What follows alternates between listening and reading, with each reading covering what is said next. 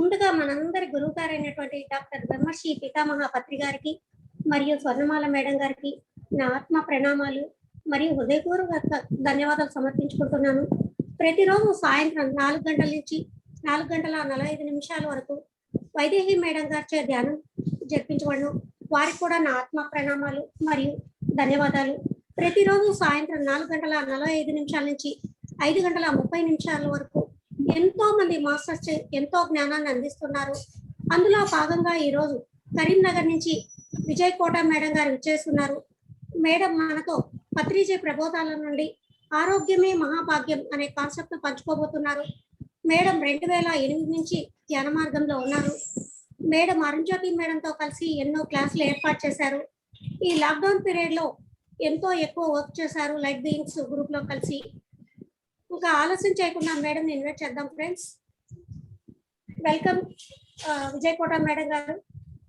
Welcome to sun energy team works. Continue your section madam. Over to you. Thank you very much madam. గురుదేవులైనటువంటి పితామహ పత్రిజీ మరియు స్వర్ణమాల పత్రి అమ్మ పాదాలకి నమస్కరిస్తున్నాను. నా తల్లిదండ్రులు మరియు నా కుటుంబ సభ్యులకి, నా యొక్క ఈ ఆధ్యాత్మిక ప్రయాణంలో నాకు సహకరించినటువంటి ఆత్మీయులందరికీ నా యొక్క ప్రణామాలు, ధన్యవాదములు. మరి ఈ జూమ్ నిర్వాహకులైనటువంటి వైదేహి మేడంకి, లీలా మేడంకి, ఇంకా మిగతా టీమ్ మెంబర్స్ అందరికీ కూడా నాకు ఈ రోజు ఈ సెషన్ కి ఇన్వైట్ చేసి నాకు అవకాశాన్ని కల్పించినందుకు హృదయపూర్వకంగా నేను కృతజ్ఞతలు తెలియజేస్తూ ఉన్నాను. అలాగే ఈ జూమ్ సెషన్ లో పార్టిసిపేట్ చేసినటువంటి మిత్రులందరికీ కూడా ప్రణామాలు. నా పేరు విజయ. నేను కరీంనగర్ నివాసిని. 2008లో నేను ఈ దివ్య ధ్యాన మార్గంలోకి వచ్చాను. మరి కరీంనగర్ గ్రేట్ పిరమిడ్ మాస్టర్ అయినటువంటి అరుణ్జ్యోతి మేడం దగ్గర నేను ధ్యానం నేర్చుకున్నాను.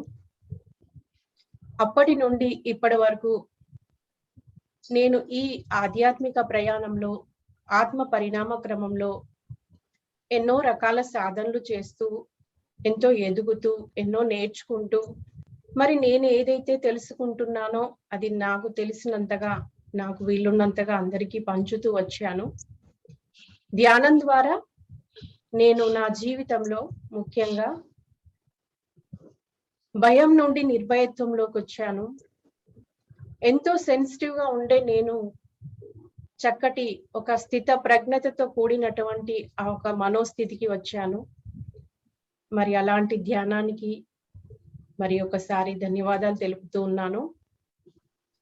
మరి ఈ రోజు నేను పత్రిజీ మనకు అందించినటువంటి అద్భుతమైన జ్ఞానం నుండి ఆరోగ్యమే మహాభాగ్యము అనేటువంటి అందరికీ ఎంతో ఉపయోగమైనటువంటి ఈ సబ్జెక్టు సార్ యొక్క జ్ఞానం నుండి నేను ఏదైతే తెలుసుకున్నానో నా అవగాహన పరిధిలో మీతో పంచుకోవడానికి వచ్చాను.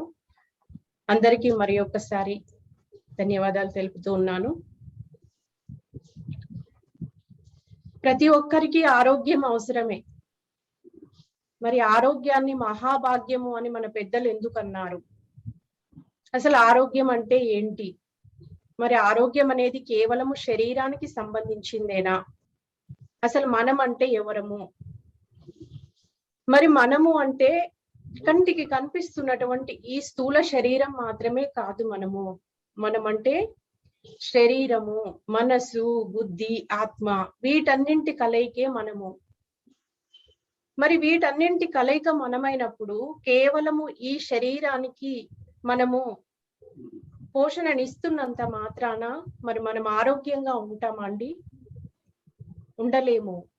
మరి శారీరక ఆరోగ్యం కావాలి అంటే అది మనోస్థితిపై కూడా ఆధారపడుతుంది. మరి మానసికంగా మనం ప్రశాంతంగా ఉంటేనే ఆ శరీరం కూడా ఆరోగ్యంగా ఉంటుంది. మరి మానసికంగా ప్రశాంతంగా ఎప్పుడు ఉండగలుగుతాము?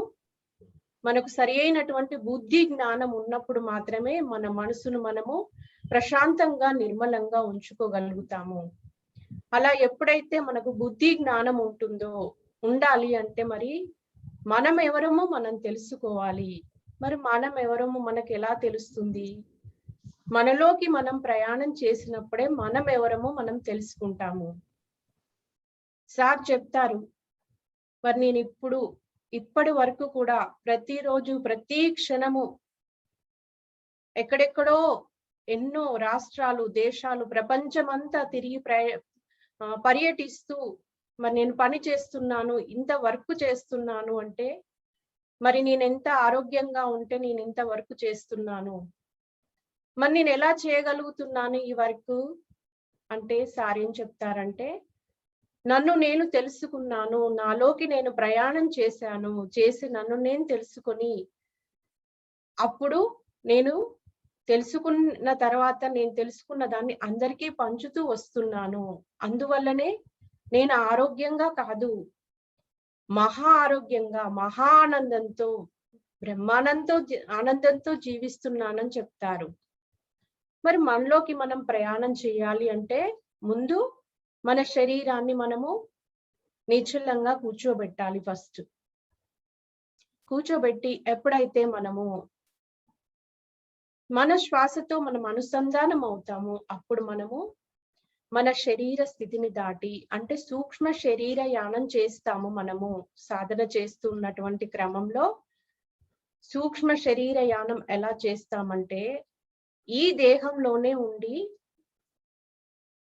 ఈ శరీరం నుండి మన సూక్ష్మ శరీరం విడుదలయ్యి ఎక్కడెక్కడికో వెళ్తుంది, ఎన్నో లోకాలు చూస్తుంది. మరి అదంతా ఎలా జరుగుతుంది?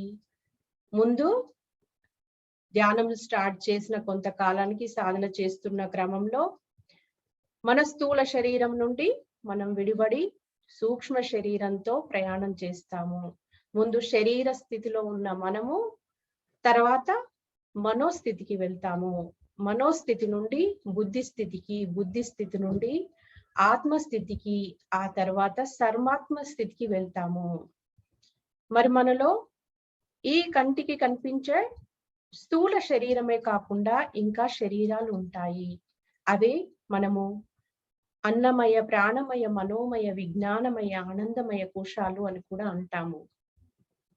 అంటే మనసు స్థితిలో ఆస్ట్రల్ బాడీతో మనోస్థితిని దాటుతాము. అలాగే మన యొక్క స్పిరిచువల్ బాడీతో బుద్ధి స్థితికి ఎదుగుతాము. తర్వాత స్పిరిచువల్ బాడీ నుండి మనము causal body, supra causal body స్థితుల్లోకి వెళ్ళి ఆ తర్వాత ఇంకా ఉన్నత స్థితికి వెళ్తాము, సర్వాత్మ స్థితికి. దానినే శూన్యం అంటాము. మరి ఆ శూన్యంలో ఇంకా మహాశూన్యంలోకి వెళ్ళి అప్పుడు తెలుసుకుంటాం మనము, ఓ ఇక్కడ ఏమీ లేదు, అంతా శూన్యమే అనేది తెలుసుకుంటాము. అప్పుడు మళ్ళీ తిరిగి ప్రయాణం అవుతాం మనము. తిరిగి ప్రయాణం అయ్యే క్రమంలో మరి ఏవైతే మనము తొడుగులుగా ధరించి ఉన్నామో, సూక్ష్మ శరీరము, కారణ శరీరము, మహాకారణ శరీరము, వీటిని తిరిగి ప్రయాణంలో మళ్ళీ వాటిని, ఓ ఇక్కడ నా మహాకారణ శరీరం ఉంది, ఇక్కడ నా కారణ శరీరం ఉంది, ఇక్కడ నా సూక్ష్మ శరీరం ఉంది అని వాటన్నింటినీ మళ్ళీ మనం ఈ శరీరానికి దుస్తుల్ని ఎలా ధరించామో అలా మళ్ళీ మన ఆత్మ వాటన్నిటినీ వేసుకొని మళ్ళీ ఆ ధ్యాన స్థితిలో ఉండగానే చక్కగా మన స్థూల శరీరానికి లోకి ఎంటర్ అయిపోతుంది. ఎప్పుడైతే అలా మనము ఆ మహాశూన్య స్థితిని అనుభూతి చెందుతామో, నేనంటే ఏమీ లేదు అని తెలుసుకుంటామో, అప్పుడు మళ్ళీ మన ఆత్మ ఏం చేస్తుంది? మళ్ళీ భూమి మీదకి రకరకాల జన్మలు తీసుకొని రకరకాల శరీరాలను పొంది ఎన్నో అనుభవాలను పొందుతూ, అలా అనుభవాల నుండి జ్ఞానాన్ని పొందుతూ పరిణామం చెందుతూ ఉంటుంది. అంటే ఇక్కడ మనం అంటే ఒకటి శరీరము, మనసు, బుద్ధి, ఆత్మ, సర్వాత్మ అని తెలుసుకున్నాము. శరీర స్థితిలో మనం తమో గుణంలో ఉంటాము. తమో గుణానికి ఉదాహరణగా మనము కుంభకర్ణుణ్ణి చెప్పుకోవచ్చు.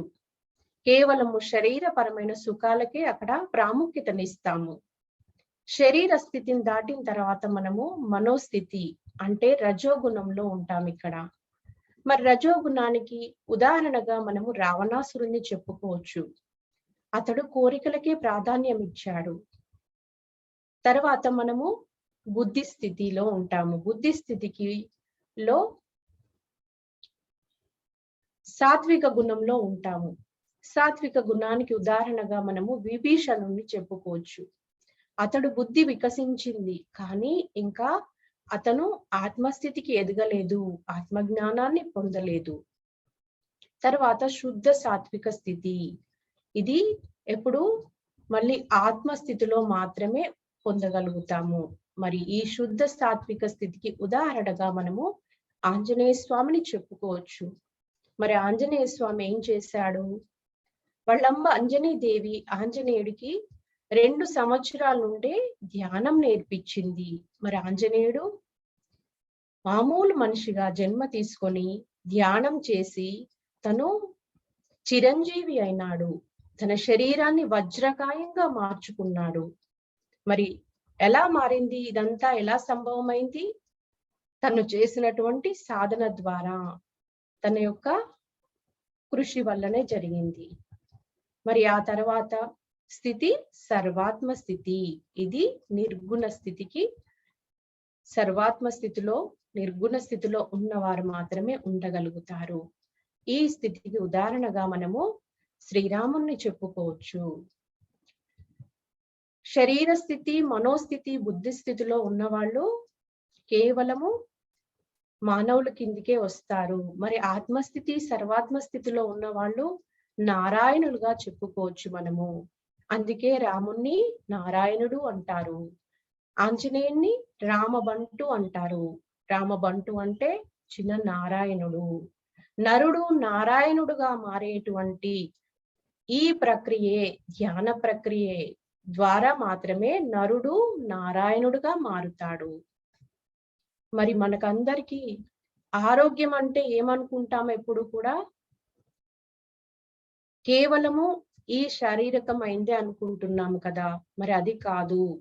ఆరోగ్యం అనేది మొత్తం మన అస్తిత్వానికి, మన యొక్క శరీరము, మనసు, బుద్ధి, ఆత్మ ఇవి అన్నీ కూడా సక్రమంగా ఉన్నప్పుడే, సరి అయిన విధంగా పనిచేసినప్పుడే, వీటన్నిటికీ కూడా సరి అయినటువంటి పోషణ లభించినప్పుడే, అప్పుడే మనము సంపూర్ణ ఆరోగ్యంతో ఉంటాము.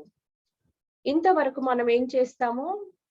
డబ్బుకే ప్రాముఖ్యతనిచ్చి ధనం కోసమే, ధనం మీదనే, డబ్బు మీదనే దృష్టి పెట్టాము. మరి డబ్బు మీద దృష్టి పెడితే ఏమొస్తుంది? మనకు ధనవంతులం అవుతాము. మరి ఆరోగ్యం కావాలంటే ఆరోగ్యం మీద దృష్టి పెట్టాలి. మరి ఆరోగ్యం మీద దృష్టి పెట్టినప్పుడే మనకు ఆరోగ్యం లభిస్తుంది. మరి ఈ ఆరోగ్యం లభించిన తర్వాత మనము మహా ఆరోగ్యాన్ని పొందాలి. మహా ఆరోగ్యం ఎలా వస్తుంది? మన కోసం మనం చేసుకున్నప్పుడు మనం ఆరోగ్యవంతులం అవుతాము. మరి అందరి కోసం మనము, అందరూ ఆరోగ్యంగా ఉండడానికి, ఆనందంగా ఉండడానికి మనం ఏదైతే చేస్తామో అప్పుడు మనకు మహా ఆరోగ్యం వస్తుంది, మహా ఆనందం వస్తుంది. శరీరము సుఖాన్ని కోరుకుంటుంది, మనసు సంతోషాన్ని కోరుకుంటుంది, బుద్ధికి జ్ఞానం అవసరము, ఆత్మకి ధ్యానం అవసరము.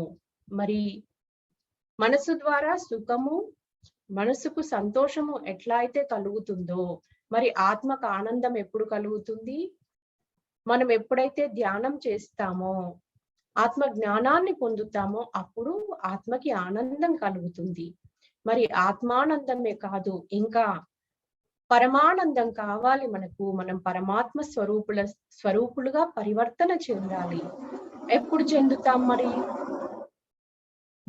మనం ఇతరులకి వాళ్ళ జీవితాల్లో ఆనందంగా, ఆరోగ్యంగా జీవించడానికి మన వంతుగా మనము చేయవలసింది చేసినప్పుడు ఆ మహా ఆరోగ్యాన్ని, మహా ఆనందాన్ని, పరమానందాన్ని మనం పొందుతాము.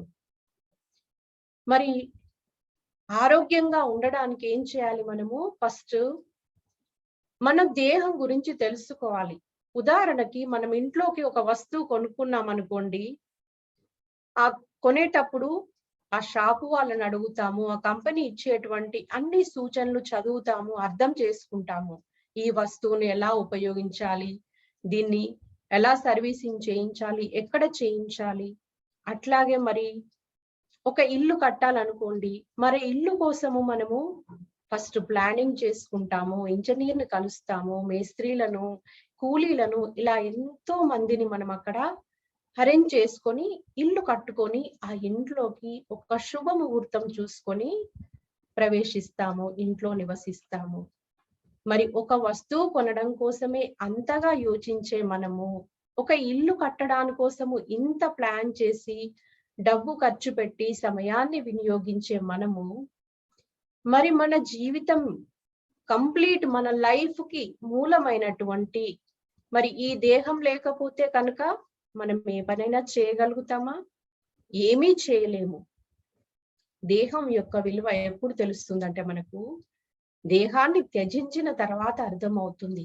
అప్పుడు అనుకుంటాము, అయ్యో నేను ఆ శరీరంలో ఉన్నప్పుడే నేను ఇది చేయాల్సింది, అది చేయాల్సింది అని. కానీ చేతులు కలాక ఆకులు పట్టుకుంటే ఏమన్నా లాభం ఉంటుందా అండి? ఏమీ ఉండదు. ముందు తెలుసుకోవాలి. తెలుసుకున్నప్పుడు మనము దాన్ని యూటిలైజ్ చేసుకోగలుగుతాము. ముందు మరి దేహం గురించి తెలుసుకుందాము. ఈ దేహము ఈ భూమి మీద జన్మ తీసుకునే ముందే ఆస్ట్రల్ వరల్డ్స్ లో అంటే సూక్ష్మ లోకాల్లో పిండంగా రూపొంది అంటే క్రియేట్ చేయబడుతుంది. ఎవరి ద్వారా? ప్రకృతి దేవతల ద్వారా, నేచర్ స్పిరిట్స్ ద్వారా, ఎంతో మంది విశ్వకర్మల ద్వారా తను సూక్ష్మ లోకాల్లో పిండంగా తయారు చేయబడుతుంది. ఆ తర్వాత తను ఏదైతే లక్ష్యాన్ని ఎంచుకుందో ఆ లక్ష్యానికి అనుగుణంగా ఒక ప్లేస్ ను ఎంచుకుంటుంది, తల్లిదండ్రులను ఎంచుకుంటుంది. అప్పుడు తన యొక్క జన్మకు ప్రణాళికను సిద్ధం చేసుకుంటుంది. మరి ఆ సూక్ష్మ లోకాల్లో తను పిండంగా తన యొక్క జన్మ ప్రణాళికను చేసుకున్న ఆ ఆత్మ తన యొక్క ఇచ్ఛాశక్తిని, జ్ఞానశక్తిని, క్రియాశక్తిని బట్టి భూమి మీద తన యొక్క లైఫ్ డిజైన్ ఉంటుంది. మరి అలా తను ప్లాన్ చేసుకున్న తర్వాత ఒక స్త్రీ యొక్క అండము, పురుషుడి యొక్క ఆ వీర్యకణము ఫలదీకరణ చెందడం వల్ల మరి పిండం తయారవుతుంది. ఆ పిండము మళ్ళీ ఎన్నో కణ విభజనలు చెంది తన యొక్క అవయవాలను నిర్మాణం చేసుకుంటుంది. ఎంతగానో ఎదుగుతుంది తల్లి గర్భంలో ఉన్నప్పుడు. అలా కొంతకాలం తల్లి గర్భంలో ఉన్న తర్వాత అప్పుడు భూమి మీదికి శిశువుగా వస్తుంది. అంటే ఒక ఆత్మ జీవాత్మగా తల్లిదండ్రుల గర్భం ద్వారా భూమి మీదకి రావాలి అంటే ఎంతో బ్యాక్గ్రౌండ్, ఎంతో వర్క్ ఉంటుంది. ఎలాగంటే ఒక ఫ్యాక్టరీ నడవడానికి ఎంత మంది అవసరమో అలాగే ఈ దేహ నిర్మాణంలో కూడా ఎంతో గొప్ప ప్లానింగ్ ఉంటుంది. ప్రకృతి దేవతలు, తర్వాత ఎంతో మంది నేచర్ స్పిరిట్స్ వాళ్ళందరూ కలిసి ఈ దేహంలో ఉన్నటువంటి ఎన్నో రకాల వ్యవస్థలను రూపొందిస్తారు. అవయవ నిర్మాణం జరుగుతుంది. మరి మన దేహంలో 2,72,000 నాడులు ఉంటాయి. నాడీ వ్యవస్థ ఉంటుంది. అలాగే 6 చక్రాలు ఉంటాయి. వాటినే మనము మూలాధార, స్వాదిష్టాన, మణిపూరక, అనాహత, విశుద్ధి, ఆజ్ఞ అంటాము. సహస్రార అనేది ఒక స్థితి. మరి ఇంకా ఎన్నో వ్యవస్థలు ఉంటాయి మన లోపల. రక్త ప్రసరణ వ్యవస్థ ఉంటుంది, జీర్ణ వ్యవస్థ ఉంటుంది, విసర్జన వ్యవస్థ ఉంటుంది, శ్వాస వ్యవస్థ ఉంటుంది. ఎన్నో వ్యవస్థలు ఉన్నాయి. మరి ఇంత గొప్ప ప్లానింగ్ తో ఎంతో మంది దేవీ దేవతలతో తయారైనటువంటిది ఈ దేహము. అందుకే ఈ శరీరంలో మనం ఏదైనా ఆహారము లోపలికి పంపించినప్పుడు మరి అది జీర్ణమై జీవశక్తిగా మారి మనకు మన జీవన మనుగడకు శక్తిని తయారు చేయడంలో ఎంతో అక్కడ కృషి జరుగుతుంది. ఎంతో అకుంఠిత దీక్షతో ఎంతో మంది పని చేస్తూ ఉన్నారు. కానీ ఆ విషయం మనకు తెలియదు. దేహం యొక్క విశిష్టత తెలుసుకున్నప్పుడే దాన్ని ఎలా చూసుకోవాలి, మనము ఏ ఆహారం ఇవ్వాలి అనేది మనకు, ఇంకా ఏ రకంగా తన విషయంలో, దేహం విషయంలో మనము తన యొక్క ఆరోగ్యం విషయంలో మనము జాగ్రత్తలు తీసుకోవాలో తెలుసుకుంటాము. మరి ఎంతో మహిమాన్వితమైనటువంటి ఈ దేహము ఆత్మ యొక్క ప్రణాళికలో భాగంగా భూమి మీదికి వస్తుంది. మరి అలాంటి దేహాన్ని మనము ఏం చేస్తున్నాము, ఎలా చూసుకుంటున్నాము? ముఖ్యంగా మరి దేహము, మన శరీరము ఆరోగ్యంగా ఉండాలంటే ఫస్ట్ సార్ ఏమని చెప్తారంటే, మనము ఆత్మ పదార్థాలము అనే భావనతో ఉండాలి. ఎప్పుడూ కూడా ఆత్మ లోపలే అనంతమైన శక్తి ఉంటుంది. మరి ఆ శక్తి మనం ఎప్పుడైతే ఆత్మ పదార్థాలము అనేటువంటి భావనలో ఉంటామో అప్పుడు నిరంతరం ఈ దేహానికి ఆత్మశక్తి అందుతూ ఉంటుంది. ఆత్మశక్తిని స్వీకరిస్తూ దేహము ఆరోగ్యంగా ఉంటుంది, ఆనందంగా ఉంటుంది, ధైర్యంగా ఉంటుంది. మరి అట్లాగే రెండవది వాయువు కావాలి దేహానికి. గాలి, నీరు, ఆహారము, ఇవి మూడు కూడా మనం ఆరోగ్యంగా ఉండడానికి, దేహానికి రక్షణకు, పోషణకు అవసరము. మరి గాలి అంటే మనం వాయువును నిద్రలో తీసుకుంటున్నాము కాబట్టే మరి మరుసటి రోజు మనము మన దైనందిన కార్యక్రమాలకు దానిని ఉపయోగిస్తున్నాము. మనం మన శరీరం ద్వారా చూడడం కానీ, వినడం కానీ, మాట్లాడడం కానీ, రకరకాల పనులు చేయడానికి కోసము ఆ శక్తి మనకు ఉపయోగపడుతుంది. దానినే మనము విశ్వశక్తి అంటాము. మరి ఒక రోజు నిద్రపోకపోతే మనకు ఎంతో అనీజీగా ఉంటుంది. అదే 1 గంట పడుకొని లేచామనుకోండి, ఎంతో ఫ్రెష్ గా అనిపిస్తుంది, మళ్ళీ యాక్టివ్ గా పనిచేస్తాము. మరి అలాంటి శక్తి మనం ధ్యానంలో ఎన్నో రెట్లు పొందుతాము. 1 గంట ధ్యానం చేస్తే గనక 6 గంటలు నిద్రపోతే ఎంత శక్తి వస్తుందో అంత వస్తుంది అని చెప్తారు మరి సార్. మరి ఆ ధ్యానం కూడా మనం పిరమిడ్ కింద చేసినప్పుడు ఇంకా ఎక్కువ రెట్లు వస్తుంది. అలాగే మనకు చక్కగా ఏకాగ్రత కుదురుతుంది. మరి కేవలము నిద్రలో వచ్చేటువంటి ఆ ప్రాణవాయువు, ఆ విశ్వశక్తి మనకు మన జబ్బులు తగ్గించడానికి, మన రోగాలు తగ్గించడానికి ఉపయోగపడదు. అందుకోసమనే ధ్యానం చెయ్యాలి. ఎప్పుడైతే ధ్యానం చేస్తామో ఆ ధ్యానంలో అధిక మొత్తంలో వచ్చేటువంటి విశ్వశక్తి, మరి మనకు జబ్బులు ఎలా వస్తాయో తెలుసుకుందాం ముందు. మన ఈ స్థూల శరీరం మీద ఏవైతే జబ్బులుగా వస్తున్నాయో అవి ముందు మన లోపల ఉన్నటువంటి ఇంకా శరీరాలైనటువంటి స్థూల శరీరంతో పాటు మనకు ఎథరిక్ శరీరము అంటే ప్రాణమయ శరీరం ఉంటుంది, తర్వాత మనోమయ శరీరం ఉంటుంది, విజ్ఞానమయ శరీరం ఉంటుంది, తర్వాత ఆనందమయ శరీరం ఉంటుంది. ఇందులో ప్రాణమయ శరీరంలో 2,72,000 నాడులతో కూడుకొని ఉంటుంది. మరి ఎలాగైతే ఒక సిటీలో జంక్షన్స్ ఉంటాయి కదా, అంటే కూడళ్ళు, అట్లానే మన దేహంలో నాడులన్నీ కలిసేటువంటి ప్రాంతాన్ని కూడలినే చక్రము అంటాము. అలా చక్రాలు ఉంటాయి.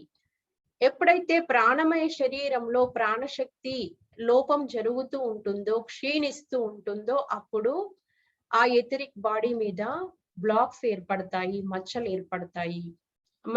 మరి అవి దినదినము ఇంకా పెరిగి పెద్దవవుతూ ఈ ఫిజికల్ బాడీ మీద ఒక జబ్బుగా రూపాంతరం చెందుతుంది. మరి మనం ఏం చేస్తున్నాము? జబ్బు రాగానే హాస్పిటల్కి వెళ్ళి చెకప్ చేయించుకొని మందులు, సూదులు వేయించుకుంటున్నాము. ఎక్కడ పనిచేస్తుంది మరి ఆ మందు, గోళీ? ఫిజికల్ బాడీకి ఇస్తున్నాము, కానీ ఎక్కడైతే పుండు దగ్గర మందు వేసినప్పుడే పుండు నయం అవుతుంది. అందుచేతనే మనకి జబ్బులు తగ్గడం లేదు సరికదా. ఒక దానికి మందు వేస్తే ఇంకా సైడ్ ఎఫెక్ట్స్ వస్తున్నాయి, ఇంకొక దానికి ట్రాన్స్ఫర్ అయిపోతుంది జబ్బు అనేది. అందుకే ఇప్పుడు ఇన్ని హాస్పిటల్స్ వచ్చాయి ఈ భూమి మీద. ఒకప్పుడు ఏ హాస్పిటల్స్ లేవు, ఏ మందులు లేవు. మరి ఎలా బతికారా జనాలు? ఎందుకు లేవు మరి అప్పుడు? ఎందుకంటే అప్పుడు వాళ్ళ జీవన విధానం అంతా సహజంగా ఉంది. ఆహారపు అలవాట్లు కానీ ఎంతో సరిగా ఉండేవి. ప్రకృతిలో పొల్యూషన్ అనేది చాలా తక్కువగా ఉండేది. మనుషుల లోపల స్వార్థము ఇవన్నీ లేవు. భయాలు, ఆందోళనలు, టెన్షన్లు ఇవన్నీ ఎప్పుడైతే పెరుగుతూ వచ్చాయో మరి జబ్బులు పెరుగుతూ వచ్చినాయి. మరి అలా మనకి ఎప్పుడైతే స్థూల శరీరం మీద జబ్బుగా వస్తుందో మనం వేయాల్సింది మందు ఎక్కడ అంటే ఎథరిక్ బాడీకి అందాలి. అదే విశ్వమయ ప్రాణశక్తిని మనం ఎక్కువ మోతాదులో ధ్యానంలో అందించినప్పుడు అక్కడ మరి పూర్వజన్మ కృతం పాపం వ్యాధి రూపేణ పీడ్యతే అని చెప్తారు మనకి కృష్ణ భగవానుడు. అంటే పూర్వజన్మలో చేసినటువంటి పాపాలు మనకి వ్యాధులుగా వస్తాయని చెప్పారు. అలా పూర్వజన్మ కర్మలకు సంబంధించిన జబ్బుల తాలూకు ఏవైతే మచ్చలు బ్లాక్స్ ఉంటాయో, అలాగే ఇప్పుడు మళ్ళీ మనము చేస్తున్నటువంటి సరికాని జీవన విధానాల వల్ల, ఆహారపు అలవాట్ల వల్ల ఏవైతే మన లోపల మళ్ళీ ఆ ప్రాణశక్తి క్షీణించడం వల్ల, లోపం వల్ల ఎథరిక్ బాడీలో ఏర్పడ్డటువంటి ఆ బ్లాక్స్ అన్ని కూడా కేవలము ధ్యానంలో వచ్చేటువంటి అధిక మొత్తంలో వచ్చేటువంటి ఆ విశ్వమయ ప్రాణశక్తి ద్వారా మనకి క్లియర్ చేయబడతాయి. మరి అందుకే ధ్యానం చేసిన వాళ్ళు ఆరోగ్యంగా ఉంటున్నారు, జబ్బులు రావట్లేదు. ఒకవేళ వచ్చినా కూడా మళ్ళీ ధ్యాన శక్తితోనే నిర్మూలించుకోగలుగుతున్నాము. నేను నా లైఫ్ లో ఇప్పటి వరకు 18 సంవత్సరాలు అవుతుంది, ఇంతవరకు చిన్న టాబ్లెట్ కూడా నేను వాడలేదు. మరి ఈ రోజుల్లో సాధ్యమా ఇది? ఎందుకు రావట్లేదు మరి నాకు? ఎందుకంటే నా యొక్క అలవాట్లు కానీ, ఆహారపు అలవాట్లు కానీ, జీవన విధానం కానీ సరిగా ఉంచుకున్నాను. అట్లాగే నిరంతరం సాధనలో ఉంటూ నేను బాగుండడమే కాదు, అందరూ బాగుండాలని అందరి కోసము నిరంతరం తపిస్తూ నేను చేయగలిగినంత విశ్వం కోసం చేస్తున్నాను. కాబట్టి అక్కడ ప్రకృతి నుండి, నేచర్ నుండి నాకు ప్రొటెక్షన్ లభిస్తుంది. మరి గాలి ముఖ్యమైనది. రెండవది ముఖ్యమైనటువంటి మౌలికమైనటువంటి మన శరీరానికి అవసరము, ఆరోగ్యానికి అని చెప్పుకున్నాము. దానిని మనము నిద్రలో తీసుకుంటాము, ఇంకా మళ్ళీ ధ్యానంలో అధిక మొత్తంలో పొందుతాం. కాబట్టి ఇక్కడ మనకి విశ్వమయ ప్రాణశక్తి సఫిషియంట్ గా ఉండాలి ఎప్పుడు కూడా. మరి గాలి తర్వాత మన దేహానికి అతి ముఖ్యమైనది నీరు. మన శరీరంలో 80% నీరు ఉంటుంది ఎప్పుడు కూడా. అందుకే మనము ఎప్పుడు నీటిని తాగుతూ ఉండాలి. ఎప్పుడు నీటితో నింపుతూ ఉండాలి పొట్టను. కేవలము మనం భోజనం చేసే టైంలో కాకుండా మిగతా టైంలో ఫ్రీక్వెంట్లీ మనం వాటర్ ఇస్తూ ఉండాలి. అందుకే మునులు ఋషులు వాళ్ళ యొక్క చేతి కమండాలలో నీళ్లు పెట్టుకొని ఉండేవాళ్ళు. ఎందుకు అంటే శరీరానికి ఎప్పుడు నీరు అందిస్తూ ఉండేవాళ్ళు. మరి గాలి, నీరు. మరి నీరు కూడా ఎప్పుడు తాగాలి, ఎలా తాగాలి, ఎంత తాగాలి? పొద్దున లేవగానే 4 to 6 మధ్యలో మన యొక్క కిడ్నీ ఫంక్షనింగ్ టైం ఉంటుంది. ఇప్పుడు ప్రతి ఒక్కళ్ళకు కిడ్నీ ప్రాబ్లమ్స్ వస్తున్నాయి. మరి ఆ టైంలో కనుక మన శరీరానికి మనం నీరిచ్చినప్పుడు మన దేహంలో ఉన్నటువంటి టాక్సిన్స్ అంటే వ్యర్థ పదార్థాలన్నీ బయటికి వెళ్ళిపోతాయి. మరి ఆ టైంలో కాకుండా మిగతా టైంలో ఎంత వాటర్ ఇచ్చిన దానికంటే ఆ టైంలో ఇవ్వడము ముఖ్యము. నీరెప్పుడు కూడా కూర్చొనే తాగాలి, నిల్చొని తాగకూడదు.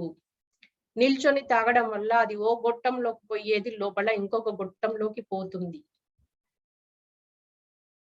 అందుచేత మరి భోజనం చేసేటప్పుడు కూడా అతి తక్కువ మోతాదులో నీరు తీసుకోవాలి. భోజనం తర్వాత 1 గంట, గంటన్నర వరకు సాధ్యమైనంత వరకు నీరు తాగకుండా ఉండాలి. అవసరమైతే మార్నింగ్ లేవగానే గోరువెచ్చని నీళ్లు తాగితే మంచిది. నోరు క్లీన్ చేసుకోక ముందు వితౌట్ బ్రష్ అప్పుడు నీళ్లు తాగాలి మనము. ఎందుకంటే మనం నిద్ర లేచిన తర్వాత మన నోటి లాలాజలంలో వ్యాధి నిరోధక శక్తి ఎక్కువగా ఉంటుంది. అందుకోసమని పొద్దున్న లేవగానే మరి మన పెద్దలు కూడా వెనకట ఊర్లలో మంచాల్లో పడుకున్నప్పుడు మంచం కింద చెంబులో నీళ్లు పెట్టుకొని ఎప్పుడు మెలకు వస్తే అప్పుడు తాగేవాళ్ళు. మరి అట్లాగే లేవగానే నీరు తాగాలి ఫస్ట్. మరి నీరు, గాలి, నీరు తర్వాత ఇక ఆహారము. మనం ఆరోగ్యంగా ఉండడానికి 3వ ముఖ్యమైనటువంటి పదార్థము ఆహారము. మరి ఏ ఆహారం తీసుకోవాలి మనము, ఎప్పుడు తీసుకోవాలి, ఎలా తీసుకోవాలి, ఎంత తీసుకోవాలి? ఏ ఆహారం తీసుకోవాలి? సాత్విక ఆహారము, శుద్ధ సాత్విక ఆహారము ఎప్పటికప్పుడు ఫ్రెష్ గా వండుకొని తీసుకోవాలి. నిన్నటివి మొన్నటివి ఫ్రిడ్జ్లో స్టోర్ చేసి మళ్ళీ ఓవెన్లలో వేడి చేసి అస్సలు తినకూడదు. సార్ చెప్తారు ఓవెన్లో తీసుకెళ్లి సముద్రంలో పడేయండి అంటారు.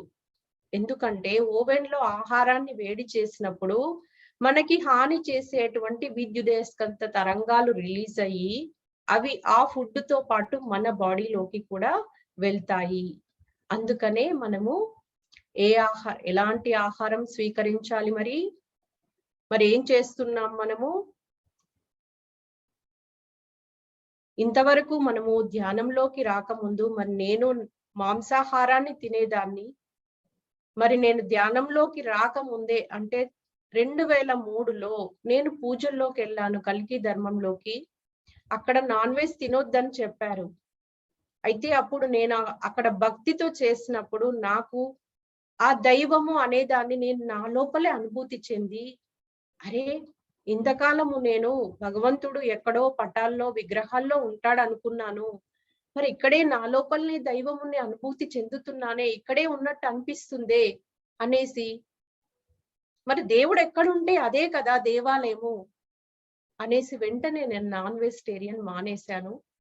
నేను నాన్ వెజ్ మానేక ముందు నాకు చిన్న చిన్న హెల్త్ ఇష్యూస్ ఉండేది. ముఖ్యంగా ఒక యూట్రస్ ఇష్యూతో నేను ఒక 8 years కంటిన్యూగా మెడిసిన్ వాడాను. నేను వెజిటేరియన్ గా మారిన మరుక్షణం నుండి ఇప్పటి వరకు నేను హాస్పిటల్ కి వెళ్ళలేదు. మరి ఎందుకు వెజిటేరియన్ కి అంత ప్రాముఖ్యత ఉంది అంటే అది ప్రకృతి సహజమైనది. దాన్ని ధర్మం ఒప్పుకుంటుంది, ప్రకృతి యాక్సెప్ట్ చేస్తుంది, భగవంతుడు యాక్సెప్ట్ చేస్తాడు. ఎందుకు ఒక్క పొద్దులు ఉంటాము? ఒక్క పొద్దులు ఉన్న రోజు మనము నాన్ వెజ్ తినము. మరి ఒక్క పొద్దు ఉన్న రోజు మాత్రమే దేవుడు ఉంటాడా? మిగతా రోజు ఉండడా? దేవుడు ఎప్పుడూ ఉంటాడు. ఏది దేవుడికి ఇష్టం లేదు అంటే అది ఎప్పుడూ చేయకూడదు మనము. మరి మనిషి సృష్టించినటువంటి విగ్రహం ముందు మనము మాంసం పెట్టము, గుడ్లు పెట్టము. కానీ దేవుడు సృష్టించినటువంటి ఈ దేహం అనే దేవాలయాన్ని మనం దేనితో నింపుతున్నాము? ఒక్కసారి ఆలోచిద్దాం ఫ్రెండ్స్. దీన్ని పవిత్రంగా ఉంచవలసింది ఇక్కడ మనకి విగ్రహం అనేది కేవలము స్ఫూర్తి కోసమే ఉంది. అది పూజ కోసం కాదు. మనం స్ఫూర్తి పొంది ఇక్కడ పిరమిడ్ స్పిరిచువల్ సొసైటీలో మామూలుగా సొసైటీలో వాళ్ళకి ఇష్టపడని 2 ఉంటాయి. ఒకటి ఇందులో పూజలు వద్దంటారు, 2 మాంసం తినొద్దంటారు. పూజలు ఎందుకు వద్దంటున్నారు? మరి పూజ అనేది ఒక మెట్టు మాత్రమే. మరి ఒక మెట్టు నుండి కాలు తీసినప్పుడే కదా ఇంకొక మెట్టు మనం ఎక్కేది. అందుకోసమని ఆ మెట్టు నుండి బయటికి వచ్చినప్పుడు మాత్రమే మనము మనలో ఉన్నటువంటి ఆ దైవాన్ని మనము గుర్తిస్తాము. మనలో ఉన్న దైవాన్ని మనము యాక్టివేట్ చేసుకుంటాము. కాలము మారిపోయింది ఇప్పుడు ఫ్రెండ్స్, కాలం మారిపోయింది. ఒక సీజన్ మారి ఇంకొక సీజన్ వస్తేనే మనం ఎన్నో మార్పులు చేసుకుంటాము. ఇప్పుడు చూడండి, వింటర్ పోయి సమ్మర్ సీజన్ స్టార్ట్ అయింది. అందరి ఇళ్లలో ఏసీలు, కూలర్లు, ఫ్రిడ్జ్లు, రంజన్లు, పార్ట్స్ ఇవన్నీ ఎంతో ఇప్పుడు అవి విలువైనవి మనకి. మరి అట్లాంటిది ఒక సీజన్ మారితేనే ఇన్ని మార్చుకుంటున్నామే అలవాట్లను, ఆహారపు అలవాట్లను. మరి ఇప్పుడు యుగ మార్పులో ఉన్నాము మనము. భూమి మీద ఎన్నో మార్పులు జరుగుతున్నాయి, ప్రకృతిలో ఎన్నో మార్పులు జరుగుతూ ఉన్నాయి. మరి అలాంటప్పుడు మనం ఎన్ని మార్చుకోవాల్సి ఉంటుంది? ముఖ్యంగా మనము నిష్కామ కర్మ స్థితిలో జీవించాలి. ఇప్పుడు ఇది సత్యయుగం ఆరంభమైంది. మరి నిష్కామ కర్మ స్థితిలో జీవించాలి అంటే గతంలో చేసినటువంటి తెంబడి తెచ్చుకున్నటువంటి ఆ కర్మలన్నీ రిలీజ్ చేసుకోవాలి ధ్యానం ద్వారా. అట్లాగే మరి కొత్తగా కర్మలు రావద్దు అంటే మనము హింసా మార్గాన్ని వీడాలి, అహింసా తత్వంతో జీవించాలి. అందుకోసమే మరి ఇప్పుడు కరోనా రెండోసారి వచ్చింది. ఏం నేర్చుకుంటున్నారు కరోనా నుండి? మరి సార్ చెప్తారు ఒక సినిమా డైలాగు, బాబు మోహన్ది. ఎందుకు, ఏమిటి, ఎలా. ఏమిటి అనేది కరోనా. ఏమిటి అనే దాని మీద దృష్టి పెడుతున్నారు, కరోనా కరోనా అని. ఎలా అంటే జాగ్రత్తలు తీసుకుంటున్నారు, మాస్కులు వేసుకోవడము, శానిటైజర్లు రాసుకోవడము, సోషల్ డిస్టెన్స్ మెయింటైన్ చేయడము. ఇది చేసినంత మాత్రాన కరోనా పోతుందా? మరి అసలు ఎందుకు వచ్చింది కరోనా? ఎవరైనా ఆలోచిస్తున్నారా? ఎక్కడైనా ఒక వైరస్ కి కానీ బ్యాక్టీరియా కానీ ప్రపంచాన్ని గడగడలాడించేంత శక్తి ఉంటుందా అండి? ఇండ్లలో కూర్చోబెట్టే శక్తి ఉంటుందా? అది ఒక ప్రకృతి శక్తి. మరి ప్రకృతి అంటే తల్లితో సమానము. తల్లి తన బిడ్డల్ని ఎంతగా ప్రేమిస్తుందంటే తన ప్రాణం పోయే వరకు కూడా వాళ్ళకి ఏ కష్టము కలగొద్దు, ఏ బాధ కలగొద్దు అని తను బాధలను భరిస్తూ, తను కష్టాలను అనుభవిస్తూ బిడ్డల కోసము తన జీవితాన్ని సాక్రిఫైస్ చేస్తుంది. మరి అలాంటి ప్రకృతి లాంటి తల్లి ఇలా మన ముందుకు వచ్చినప్పుడు కూడా మనం ఇంకా రియలైజ్ కాకపోతే మన జీవితాలకు అర్థం ఉంటుందా ఏమన్నా? ప్రకృతిలో ఇప్పుడు ఎంతో అసమతౌల్యత ఉంది. ఈ జీవహింస ద్వారా ముఖ్యంగా మరి సమతౌల్యతను తీసుకురావాల్సిన అవసరం ఉంది తక్షణమే. ఇది ఎలాగంటే మరి అక్కడ మహాభారతంలో కురుక్షేత్ర సంగ్రామం లాంటిది ఇప్పుడు భూమి మీద ఆరంభమైంది. ఇటు ధర్మము, అటు అధర్మము, ఇటు సత్యము, అటు అసత్యము, ఇటు హింస, అటు అహింస. మరి ఏ మార్గాన్ని ఎంచుకుంటారో మీ ఇష్టం ఫ్రెండ్స్. పాండవుల్లాగా ధర్మం పక్షాన ఉంటారా? సత్యాన్ని ఆచరిస్తారా? రక్షించబడతాము. భవిష్యత్ అంతా కూడా మనకి స్వర్గంగా మారిపోబోతుంది. ఈ భూమి స్వర్గ సుఖాలు అనుభవిస్తాము. ఈ మటన్లు, ఈ చికెన్లు, ఈ మందులు వాటి ముందు ఎందుకు కొరకావు? అసలు ఎందుకు అలవాటు పడ్డారు మరి వాటికి? అందులో ఏదో మీకు ఆనందం ఉందనే కదా, తృప్తి ఉందనే కదా, ఆ మత్తులో మిమ్మల్ని మీరు మర్చిపోతున్నారు. మరి అంతకంటే గొప్ప మత్తు, శాశ్వతంగా మనల్ని అలాంటి స్థితిలో, అద్భుతమైన స్థితిలో ఉంచేటువంటి మత్తు ఇక్కడ మనకి ధ్యానంలో, ధ్యానామృతంలో, ధ్యాన శక్తిలో వస్తుంది. రుచి చూడండి ఒక్కసారి దీన్ని. అప్పుడు కానీ ఇంకా ఏ మందు జోలికి వెళ్ళరు, ఏ ముక్క జోలికి వెళ్ళరు. ఇది ఇప్పుడు ప్రస్తుతము ప్రతి ఒక్కరూ కూడా తెలుసుకోవాల్సినటువంటి, ఆచరించవలసినటువంటి అతి ముఖ్యమైనటువంటి విషయము. మనలో కరుణను పెంచడానికే వచ్చింది కరోనా. మనం ఇంకా ఏం చేస్తున్నాం మరి తప్పులు? సమస్య మీదనే దృష్టి పెడుతున్నాము. ఎక్కడ దృష్టి పెడితే అక్కడ సృష్టి జరుగుతూనే ఉంటుంది. భయాలకి లోనవుతున్నాము, మీడియా ద్వారా ఆందోళనకి గురి అవుతున్నాము. ఎందుకంత భయం మరి మీకు? సాటి ప్రాణిని ప్రాణం తీసేటప్పుడు లేని భయం మన ప్రాణం మీదకి వస్తుందంటే మరి మనం ఎందుకు భయపడుతున్నాము? మరి మనలాగే అవి కూడా ప్రాణులే కదా. వాటి ప్రాణ భయానికి మనం గురి చేశాం కదా, వాటిని హింస చేశాం కదా. మరి మనం చేసినటువంటి ఆ హింసనే, వాటి యొక్క భయాలు, ఆక్రందనలే ఇప్పుడు భూమి మీద ఒక రూపాన్ని తీసుకొని వచ్చాయి. ఇప్పటికైనా మనకి సమయం ఉంది, అవకాశం ఉంది. ఎందుకు ఇంతగా చెప్తున్నాం? మరి మాంసాహారులు తక్కువ కాదు, ఇక్కడ వాళ్ళని కించపరచాలని కాదు, వాళ్ళని తప్పుపట్టే ఉద్దేశం కాదు ఫ్రెండ్స్. మనమంతా సృష్టి, సమస్త ప్రాణికోటి కలిస్తేనే ఈ సృష్టి ఉంది. ఈ సృష్టిలో ప్రతి ఒక్కలము అందరము కలిసే ఉన్నాము. ఎలాగైతే ఒక చెట్టుకు వేర్లు ఎలాగో మనమంతా ఆత్మ చైతన్యము, శక్తి అంతా ఒక్కటే. సకల ప్రాణులు కూడా ఆ చెట్టు యొక్క కొమ్మలు, రెమ్మలు, వేర్ల లాంటివే. కొమ్మలు, రెమ్మలు లాంటివే. మరి ఇక్కడ ఏ ఒక్క ప్రాణి భయానికి గురి అయినా, హింసకు గురి అయినా అది సమస్త సృష్టి మీద ప్రభావాన్ని చూపిస్తుంది. నూతన సృష్టి నిర్మాణం జరుగుతుంది ఇక్కడ. మరి దానికి మనమంతా కూడా ఏం చెయ్యాలి? మన వంతుగా మనం చెయ్యాల్సింది ఏమీ లేదు. జస్ట్ మనం ధర్మంలో జీవిద్దాం. అందరూ కూడా ధర్మంలో జీవించేలా మనకు ఏదైతే మనం ఆచరిస్తూ ఉన్నామో దానిని అందరికీ చెప్పడమే. ఎక్కడికి వెళ్ళక్కర్లే, ఏమీ చేయక్కర్లే. హింసను వీడాలి, హంసను పట్టుకోవాలి, ఆహారాన్ని మార్చుకోవాలి. అసలు మనం ఇష్టపడేది నిజంగా మాంసాన్ని కాదు. దాన్ని చూస్తేనే చీ అంటాము. దానికి పెట్టేటువంటి మసాలాను, మరి ఆ మసాలాను ఇంకా దేనికైనా యాడ్ చేసుకొని మనం ఎంతో విందు భోజనాలు చేసుకోవచ్చు కదా. దానికే యాడ్ చేసుకోవాల్సిన అవసరం లేదు కదా. సో ఫ్రెండ్స్, ఇప్పటి నుండి మరి చాలా మందికి తెలుసు, ఎంతో మంది పూజల్లో అక్కడక్కడ ఎన్నో ప్రవచనాలు వింటున్నారు.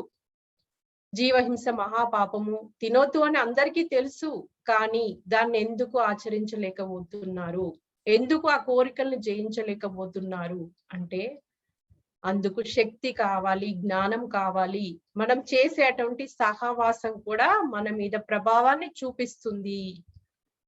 మరి కేవలము ధ్యానులే ఎందుకు శాకాహారులుగా మారారు? ఎంతో మంది ఎన్నో పూజలు చేస్తున్నారు నియమనిష్టలతో. మరి వాళ్ళెందుకు శాకాహారులుగా మారలేదు? ఎందుకంటే అక్కడ శక్తి లోపం ఉంది, జ్ఞానం లోపం ఉంది. జ్ఞానము శక్తి రెండు ఉన్నప్పుడే మన కోరికలను మనం జయించగలుగుతాము. అలాగే మన గుణం మారాలి, మన స్థితి మారాలి.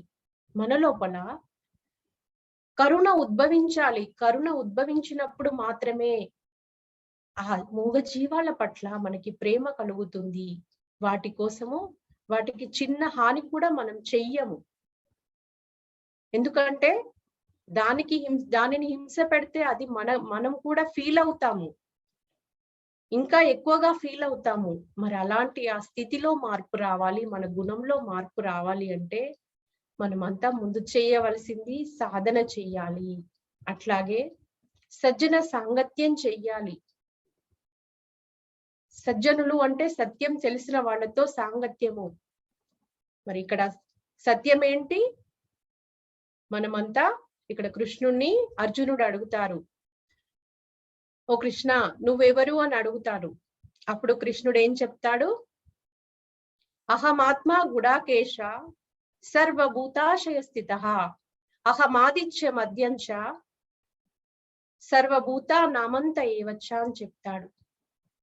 ఓ అర్జున, ఓ గుడాకేశ అంటే నిద్రను జయించిన వాడా, నేను ఆత్మని, నేను అన్ని జీవుల యందు నివసిస్తూ ఉన్నటువంటి ఆత్మను. నేనెప్పుడూ ఉన్నాను, ఆదిలో ఉన్నాను, మధ్యలో ఉన్నాను, అంతంలో ఉన్నాను, సర్వకాల సర్వావ్యవస్థల యందు నేను ఉన్నాను అని చెప్తున్నాడు. మరందరము భగవద్గీత వింటాము, శ్లోకాలు వింటాము, కృష్ణుణ్ణి పూజిస్తాము, దేవుణ్ణి కోరికలు కోరుతాము. కానీ ఆ దేవుడు ఏం చెప్పిండు, ఆ కృష్ణుడు ఏం చెప్పిండు, దానిని ఆచరిద్దాము. అది కావాలి చేయవలసింది. 100 విషయాలు తెలిసిన ఒక్క విషయము ఆచరించడం కూడా ఒకటే. మరి ఇక్కడ మనమంతా చేయవలసింది ఇప్పుడు ఆరోగ్యంగా ఉండాలి అంటే ఫస్ట్ మన శరీరపరమైనటువంటి ఆరోగ్యము, మానసికంగా మనము మనస్సును ఎప్పుడూ కూడా నిర్మలంగా, నిశ్చలంగా, శూన్యంగా ఉంచుకోవాలి. మనసులో వచ్చేటువంటి ఆలోచనలు మన జీవితంగానే తయారవుతుంది. అలాగే మన మాటలు ఎలా ఉండాలి? మన మాటలు సత్యవంతంగా ఉండాలి, పాజిటివ్ గా ఉండాలి, సరి అయిన మాటలు మాత్రమే మాట్లాడాలి, అవసరమైన మాటలు మాత్రమే మాట్లాడాలి. ఎవరైనా మనల్ని బాగున్నావా అంటే ఏం చెప్తాం మనము? సపోజ్ కాళ్ళ నొప్పులే ఉన్నాయి అనుకోండి, ఏం బాగున్నానమ్మా, మోకాళ్ళ నొప్పులు, నడువు నొప్పి, ఇది అది అన్ని ఏకరువు పెడతాం. మనం మాట్లాడేటప్పుడు ఇతరులు ఎలాగైతే మన మాటలు వింటారో అట్లాగే మనం మాట్లాడే ప్రతి మాట మన శరీరంలోని అణువణువు, ప్రతి కణము వింటుంది. అదేమనుకుంటుంది? ఓ నాకు కాళ్ళ నొప్పి ఉందట, ఇంకా అది ఎక్కువ చేసుకుంటుంది. అంటే ఇక్కడ మనము ఉన్నదాన్ని పెంచుకుంటున్నాము. ఎలా?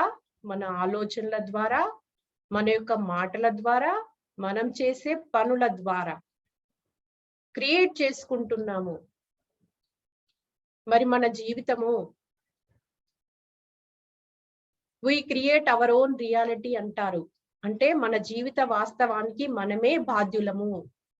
మనం ఆరోగ్యంగా ఉండాలన్నా, ఆనందంగా ఉండాలన్నా, ప్రశాంతంగా ఉండాలన్నా మన జీవితం అంతా మన చేతుల్లోనే ఉంది. మరి ఎలా క్రియేట్ చేసుకోవచ్చు మన జీవితాన్ని మనము?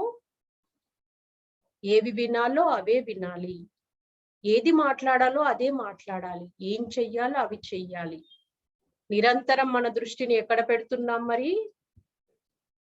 టీవీలో సీరియల్ చూస్తూ అక్కడ ఉన్నటువంటి ఏడుపును, దుఃఖాన్ని, ఈర్షను, ద్వేషను దృష్టి పెట్టడం వల్ల మనము ఆకర్షిస్తాము, మన జీవితంలోకి ఆకర్షిస్తున్నాం, వాటిని ఇన్వైట్ చేస్తున్నాము. అట్లాగే కొందరి ఇళ్లలో వార్తలు నిరంతరము రొటేట్ అవుతూనే ఉంటాయి టీవీలో. మరి ఏ రకమైన వార్తలు వస్తాయి అందులో? అంతా నెగిటివ్ న్యూస్. ఎక్కడన్నా ఎవరన్నా మంచి గురించి ఇచ్చారా? ఇవ్వరు. ఎందుకంటే వాళ్ళ స్థితిని బట్టి వాళ్ళు ఆకర్షిస్తారు సమాచారాన్ని. న్యూస్ ఇచ్చే వాళ్ళందరూ కూడా వాళ్ళు లో ఎనర్జీలో ఉన్న వాళ్ళే. అందుకని వాళ్ళకి అలాంటివే ఆకర్షించబడతాయి. మరి మనం ఏం చెయ్యాలి? మనం చూడకుండా ఉండాలి. మన జీవితం మన చేతుల్లో ఉంది కదా. బలవంతంగా వాళ్ళు మనల్ని చూడమని చెప్పట్లేదు కదా, ఇది చూడు అది చూడని. మనం ఏది చూడాలో అది చూసినప్పుడు మన జీవితము సక్రమంగా ఉంటుంది. చాలా మంది చెప్తారు, డాక్టర్ చెప్పాడండి, గుడ్డు తినమన్నాడు, నాన్ వెజ్ చికెన్ మటన్ తినమన్నారు, 2 పెగ్గులు తాగమన్నారని. ఏం పోతుంది? డాక్టర్లది ఏం పోతుంది? ఏమీ పోదు. నువ్వు చేసే పని వల్ల నువ్వే తెచ్చుకుంటున్నావు మళ్ళీ నీ జీవితంలోకి కష్టాన్ని, బాధని, దుఃఖాన్ని. డాక్టర్లు చదువుకున్న చదువంతా కూడా ఈ స్థూల శరీరం వరకే. వాళ్ళకి ఇంకా దాని లోపల ఉన్నటువంటి శరీరాలు కానీ, కర్మలు కానీ, కర్మపరమైన బంధాలు, సంబంధాలు కానీ ఇవన్నీ వాళ్ళకి తెలుసా? మరి తెలిస్తే మనమంతా ధ్యానం చేసే వాళ్ళం ఆరోగ్యంగా జీవిస్తున్నాము, వాళ్ళెందుకు జీవిస్తలేరు? మరి డాక్టర్లకు వాళ్ళకి తెలిసి ఉంటే కనుక మరి వాళ్ళు ఆరోగ్యంగా జీవించే వాళ్ళు కదా. వాళ్ళు జీవించట్లేదు అంటే మరి వాళ్ళకి ఎంత జ్ఞానం ఉంది? అది మనం తెలుసుకోవాలి. తెలుసుకొని ఎంతవరకు రిసీవ్ చేసుకోవాలో వాళ్ళ దగ్గర నుండి అంతవరకే రిసీవ్ చేసుకోవాలి. వాటిని మనకు అవసరం ఉన్నంత మట్టుకే మనం తీసుకొని ఆచరించాలి. సో మరి ఇక్కడ మనం శారీరకంగా ఆరోగ్యంగా ఉండాలి అంటే మన మనసును ప్రశాంతంగా, నిర్మలంగా ఉంచుకోవాలి ఫస్ట్ ఆఫ్ ఆల్. అందుకోసము నిర్మలంగా ఎప్పుడు ఉంటుంది మరి మనసు అంటే? శరీరాన్ని నిశ్చలంగా కూర్చోబెట్టినప్పుడు, మరి ఆ మనసుకు ఒక పని అప్పచెప్పినప్పుడు, శ్వాసని గమనించడం అనే పని అప్పచెప్పినప్పుడు అది కొంత సమయానికి నిర్మలం అవుతుంది, నిశ్చలం అవుతుంది. అప్పుడు మరి మన తల యొక్క బ్రహ్మరంధ్రం గుండా విశ్వంలోనున్నటువంటి శక్తి అపారంగా మనలోకి వస్తుంది. అప్పుడు మనకి ఆ లోపల ఉన్న సమస్త నాడులు శుభ్రపడతాయి. అంతకుముందు మనం శుభ్రం చేసుకోలేదు వాటిని. నిద్రలో కొంతమేరకే తీసుకుంటున్నాం కాబట్టి అది మనకి అక్కడ నాడులు శుభ్రం అయ్యేంత వరకు వెళ్ళలేదు. కానీ కేవలము ధ్యానంలో మాత్రమే మన నాడీ వ్యవస్థ శుభ్రమవుతూ ఉంటుంది. ఈ శుభ్రపడే క్రమంలో మరి మనకు శరీరంలో ఎన్నో రకాల నొప్పులు వస్తాయి. వాటన్నిటిని కూడా మనము ఓర్పుతో, సహనంతో భరించినప్పుడు తర్వాత ఇంకా మనము మన ఆత్మతో అనుసంధానమై జీవిస్తాము. మన ఆత్మశక్తిని ఎప్పటికప్పుడు పొందుతూ ఆనందంగా, ఆరోగ్యంగా జీవిస్తాము. అట్లాగే మరి ఆహారము ఎలా తినాలి తెలుసుకుందాం ఇప్పుడు. ఇక్కడ కృష్ణుడు ఒకటి చెప్తాడు మనకి, యుక్తాహారస్య అని చెప్తారు. మరి పత్రిసారు యుక్తాహారము, మితాహారము, నిరాహారము, యుక్త భాషణము, మిత భాషణము, నిర్భాషణము అంటారు. అట్లాగే యుక్త యోచన, మిత యోచన, నిర్యోచన. యుక్తాహారము అంటే సరి అయిన ఆహారము.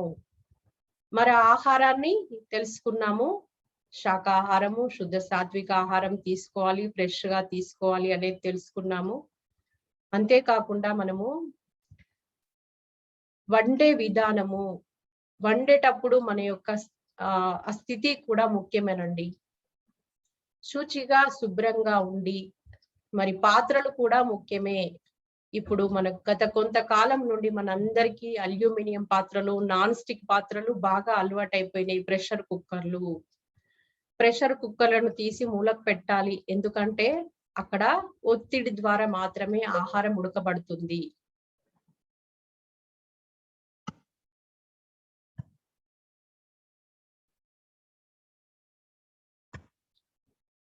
అట్లాగే మరి అల్యూమినియం పాత్రలు అనేటివి మనకి బ్రిటిష్ వాళ్ళు మన ఎనర్జీని లాస్ చేయడానికి మన జైళ్ళల్లో ఉన్నటువంటి ఖైదీల కోసం ఇంట్రడ్యూస్ చేశారు.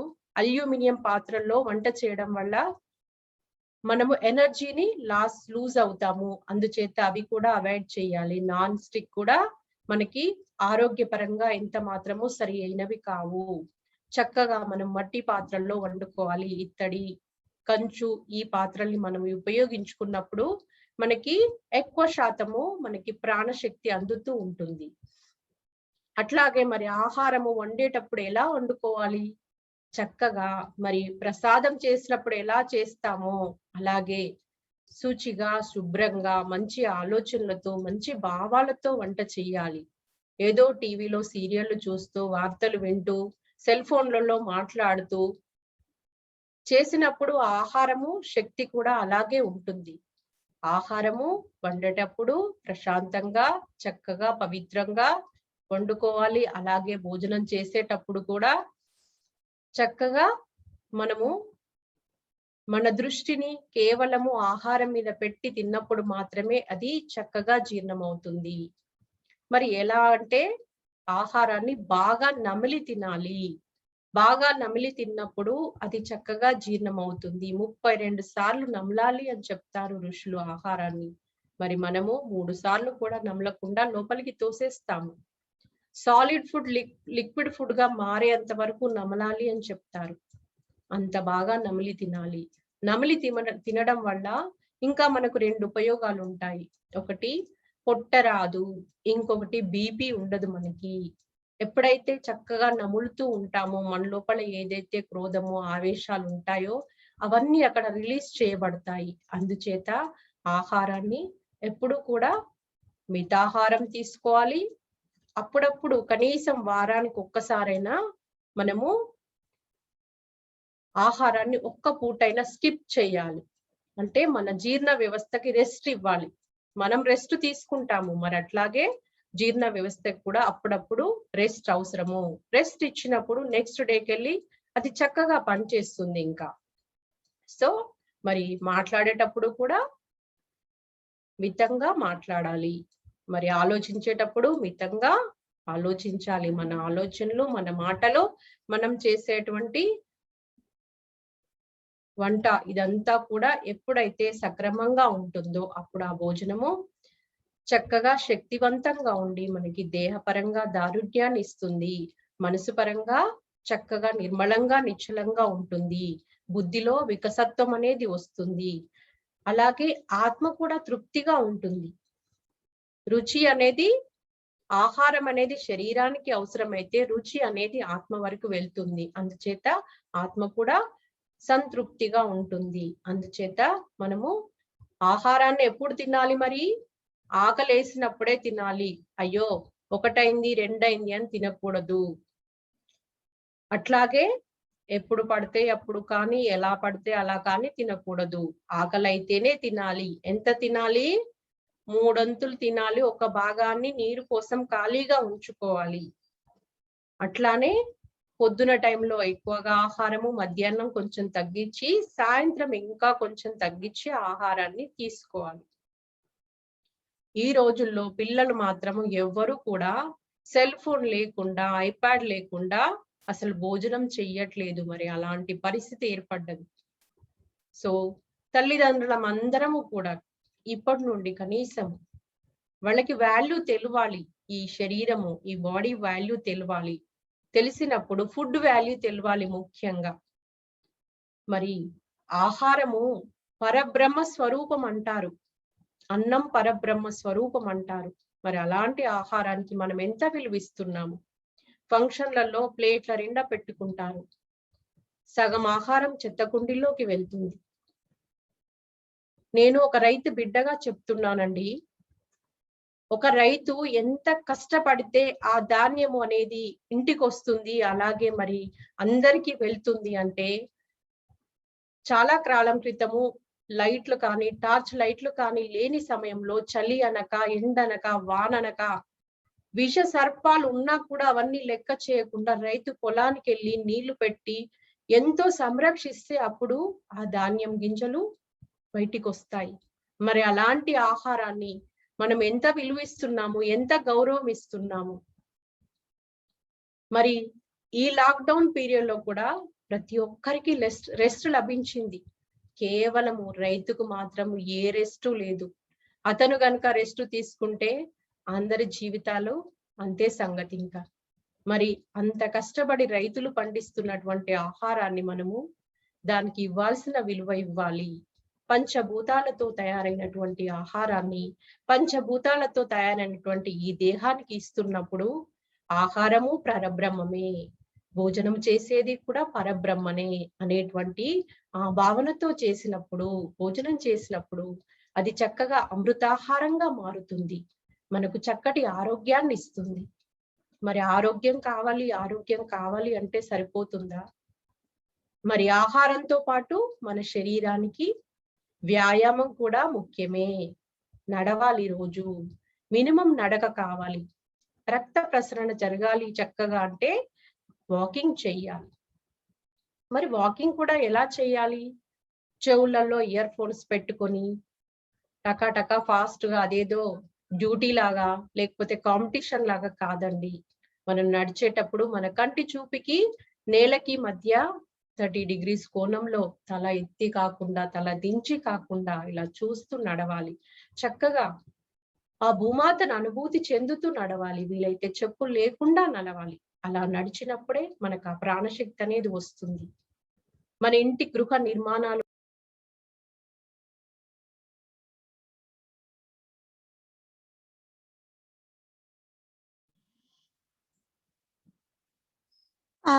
మేడం, అక్క లెఫ్ట్ అయినారు మేడం.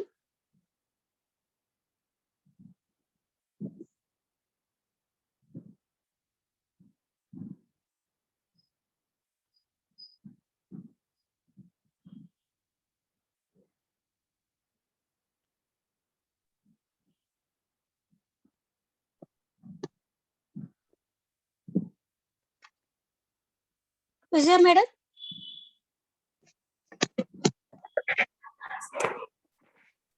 మాట్లాడండి మేడం. టైం అయిపోయినట్టుందా మేడం? అయిపోయింది. జస్ట్ ఇంకా మీరు కంక్లూజన్ ఇస్తే బెటర్ ఏమో చూడండి సబ్జెక్ట్ బట్టి. ఓకే మేడం, తప్పకుండా. Sorry for the disturbance. ఒక్క నిమిషం మేడం.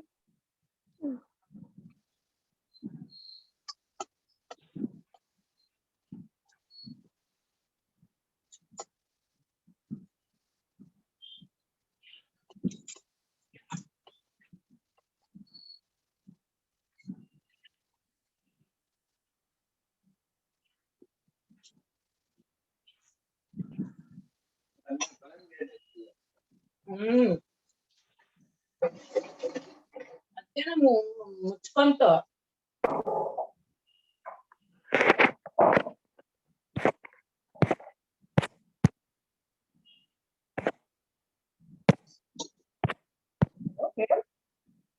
వినిపిస్తుంది, మాట్లాడండి మేడం. సో మరి ఈరోజు ఆరోగ్యమే మహాభాగ్యము అనేటువంటి దీంట్లో మరి మనము ఆరోగ్యంగా ఉండాలి అంటే ఓన్లీ శరీరాన్నే కాకుండా శరీరంతో పాటు మనలో ఉన్నటువంటి ఆ మనసు, బుద్ధి, ఆత్మ వీటన్నిటి పట్ల కూడా ఎరుకతో ఉండి, మనం ఆత్మస్వరూపులం అనే ఎరుకతో ఉండి మరి మన ఆలోచనలు కానీ, మన మాటలు కానీ, మనం తీసుకునే ఆహారం కానీ సరిగా ఉండేలా చూసుకున్నప్పుడు, సరి అయిన జీవన విధానాన్ని కలిగి ఉన్నప్పుడు మనము తప్పకుండా ఆరోగ్యంగా, మహా ఆరోగ్యంగా జీవిస్తాము. మరి మన కోసం మనం చేసేది ఆరోగ్యమైతే, మరి అందరి కోసం మనం ఎప్పుడైతే చేస్తామో అదే మనకి మహా ఆరోగ్యంగా, మహా ఆనందంగా వస్తుంది. సో ఫ్రెండ్స్, ఈరోజు మరి నాకు ఈ ఆరోగ్యమే భాగ్యం అనేటువంటి పత్రిజీ యొక్క అద్భుతమైనటువంటి ఆ జ్ఞానం నుండి ఈ సెషన్‌కి నన్ను ఇన్వైట్ చేసి నాకు అవకాశం ఇచ్చినటువంటి వైదేహి మేడంకి, లీలా మేడంకి మరొకసారి ధన్యవాదాలు తెలుపుతూ మరి నేను ఇంతటితో ముగిస్తూ ఉన్నాను. అందరికీ very much. Thank you madam, చాలా అద్భుతంగా చెప్పారు. పత్రిజీ కాన్సెప్ట్ అయినటువంటి ఆరోగ్యమే మహాభాగ్యం. శరీరానికి ఆరోగ్యం రావాలంటే మనసు, బుద్ధి, ఆత్మ అన్ని ఆరోగ్యంగా ఉన్నప్పుడే మనం శారీరకంగా ఆరోగ్యంగా ఉంటామనేది, ఆరోగ్య ఆహారం ఎలా తీసుకోవాలి, ఎంత తీసుకోవాలి, ఏ సమయంలో తీసుకోవాలి, వాటి విషయాలు కూడా చాలా చక్కగా చెప్పారు. అలాగే ఎలాంటి ఆహారం, మాంసాహారం తినకూడదు, ఈ శరీరానికి ఎలాంటి ఆహారం ఇవ్వాలనో అలాంటి ఆహారం ఇచ్చినప్పుడు స్వస్థితిలోనే స్వస్థత ఉందన్న విషయాన్ని చాలా కరెక్ట్ గా చక్కగా చెప్పారు.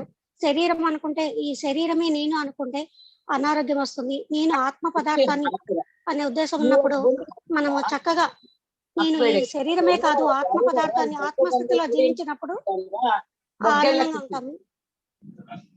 అలాగే మీకు కూడా ధన్యవాదాలు.